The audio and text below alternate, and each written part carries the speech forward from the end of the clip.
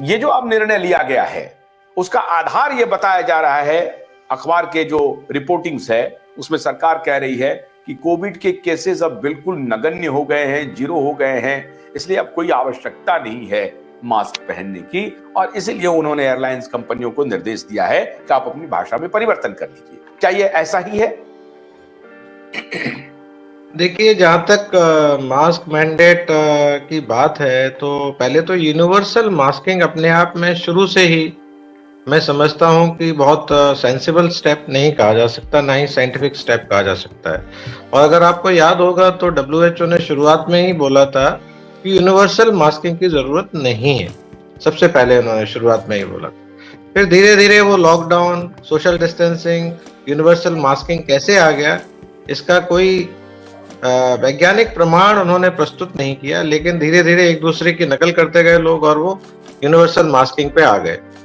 और universal masking होने के बावजूद भी कई स्टडीज हैं, कई डेटा है जो ये साबित करता है कि चाहे मास्क आपने किसी जगह पे पहना है या नहीं पहना है, लेकिन उन जगह पे कोविड के केसेस में कोई ज्यादा तब्दीली या ज्यादा फर्क नहीं महसूस हुआ।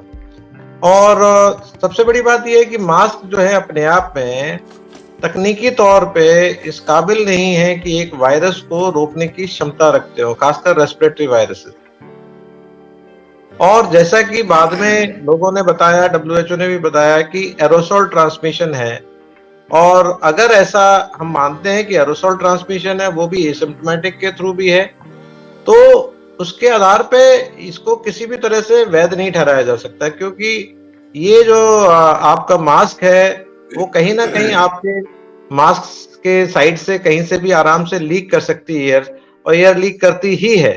तो और जिस तरह के मास्क ये लोग मैंडेट करते हैं उसमें तो बहुत जगह होती है, उसमें तो वायरस क्या बैक्टीरिया भी बाहर आराम से जा सकते हैं और उसमें कोई कष्ट नहीं होगा। तो किसी भी तरह से वो इस बीमारी को रोकने में सक्षम था ही नहीं शुरू से अभी तक। लेकिन अगर अभी ये कह रहे हैं कि इन्होंने इसलिए कर दिया है क्योंकि केसेस कम हो गए, तो मेरे ख्याल से केसेस की संख्या आज कम नहीं हुई है, ये पिछले 6 से 8 महीने से ज्यादा हो चुके हैं, शायद ऑलमोस्ट कह लीजिए सेकेंड वेव के बाद से अभी तक कोई बहुत ज्यादा केसेस आए ही नहीं है हिंदुस्तान में, क्योंकि हिंदुस्तान की जनता ऑलरेडी इम्यून हो चुकी थी, करीब 80% से ज्यादा लोग, और बाकी वैक्सीनेट हो गए थे। तो हमको तो एक्चुअली इसकी जरूरत बहुत पहले खत्म हो गई थी। लेकिन एनी हाउ, आज भी अगर इन्होंने ऐसा ये स्टेप उठाया है तो स्वागत योग्य है। और सबसे बड़ी बात यह है कि अपने आप में एक बहुत ही हास्यास्पद स्थिति तब होती थी जब आप एरोप्लेन में जाते थे, एयरपोर्ट पे आपको बोलते थे कि आप सोशल डिस्टेंसिंग रखिए, मास्क लगाइए, और जैसे ही आप एयरक्राफ्ट में घुसते हैं तो वहां कोई सोशल डिस्टेंसिंग संभव हो ही नहीं सकती है। और दूसरी बात, जो मास्क के लिए पहले बोलते थे कि आप मास्क लगा के रखिएगा पूरे जर्नी के दौरान, और थोड़ी देर बाद आपको जो है ड्रिंक्स और आपके जो फूड, वो बेवरेजेस और आपका जो केटरिंग है, केटरिंग सर्विस शुरू हो जाती थी। तो उस टाइम में तो मास्क लगा के तो आप कुछ खा नहीं सकते या पी नहीं सकते, मुझे नहीं समझ में आता किस तरह से।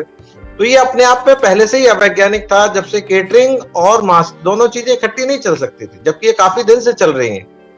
तो ये हटा, तो ये बात तो सवाल पूछना चाहिए था ना कि ये जो केटरिंग की बात थी, खाने पीने को भी प्रतिबंधित कर दिया जाता एयरपोर्ट पे या एयरलाइंस पे।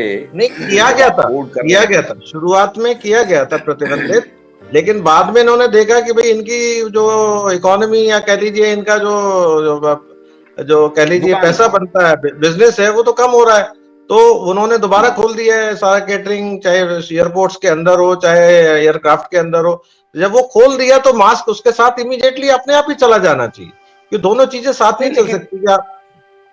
लेकिन ये जो इस सामान्य लॉजिक की बात जो सामान्य जन भी समझ सकता है, उसको इतने बड़े साइंटिस्ट, इतने बड़े डॉक्टर्स, इतने बड़े पॉलिटिकल लीडर्स वो नहीं समझ पाए। ये कैसे हो सकता है? क्या मास्क प्रोटेक्ट करता है इन्फेक्शन से? इसके कितने रिपोर्ट्स हैं सर, इसके कितने शोध हैं? दर्शक हमारे जानना चाहते हैं कि मास्क जो है। हमारे नए मेहमान और जुड़ गए हैं, प्रकाश पोहरे जी। स्वागत है प्रकाश जी आपका। नमस्ते। नमस्ते। हाँ नमस्ते नमस्ते नमस्ते। तो जी नमस्ते, प्रकाश जी जुड़ गए हैं। अरविंद जी, इसके कितने आपके पास एविडेंस हैं कि मास्क जो है वो इन्फेक्शन को रोकता है? मेरे पास तो ऐसा कोई खास एविडेंस नहीं है जिसमें ये कहा जाए कि ये मास्क जो है स्टडी, कोई रिसर्च, कोई रिसर्च रेस्पिरेटरी वायरसेस को रोकने में है। जो स्टडीज हैं भी वो बहुत ही स्मॉल फ्रैक्शन ऑफ प्रोटेक्शन देती हैं। किसी स्टडी में 11% प्रोटेक्शन, किसी में 12% प्रोटेक्शन, कोई 16%। मतलब कहने का ये है कि ये किसी भी तरह से एक फूल प्रूफ तरीका नहीं है इस वायरस को रोकने का। अच्छा, ये दर्शकों को जानना बहुत जरूरी है कि स्टडी है, क्योंकि ये लोग बोलते हैं ना कि मास्क प्रोटेक्ट करता है, इसकी स्टडी है, पीयर रिव्यूड, बहुत कम, मतलब बहुत ये जो स्टडी है, आपने कहा कि किसी में एकदम मिनिमल प्रोटेक्ट करता है, मिनिमल प्रोटेक्शन देता है, मिनिमल प्रोटेक्शन है। अच्छा, मास्क प्रोटेक्ट करता है, इसका जो एविडेंस है वो मिनिमल है, जो स्टडी है, जिसका हवाला देकर के दुनिया भर की सरकारों ने, दुनिया भर के वैज्ञानिकों ने, सरकार के साथ साथ बिके हुए वैज्ञानिकों ने उसको इंपोज कर दिया। अब मास्क प्रोटेक्ट नहीं करता है, इसके कितने स्टडीज हैं?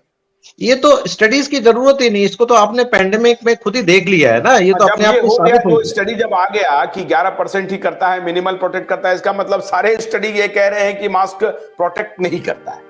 करेक्ट, वो तो ऑटोमेटिकली आप समझ लीजिए ना कि जब मास्किंग होने के बावजूद भी कई जगह हैं जहां पे कि कई स्टेट्स ने मास्किंग यूनिवर्सल रखा, कईयों ने नहीं रखा।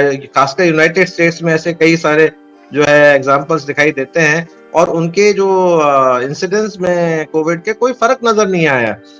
और बल्कि ये भी क्लियर है कि जो मास्किंग है, खासकर जो बच्चों में और बुजुर्गों में, वो जानलेवा भी हो सकता है और वो नुकसानदेह भी हो सकता है। ये भी बहुत अच्छी तरह से हमें समझना चाहिए कि मास्क सिर्फ प्रोटेक्ट ही नहीं करता, कई दफा हमें उल्टा हार्म भी कर सकता है। मैंने खुद कई लोगों को चक्कर खाते हुए, नर्सेज को, अपने एल्डरली पेशेंट्स को चक्कर खाते हुए देखा है, गिरते हुए देखा है।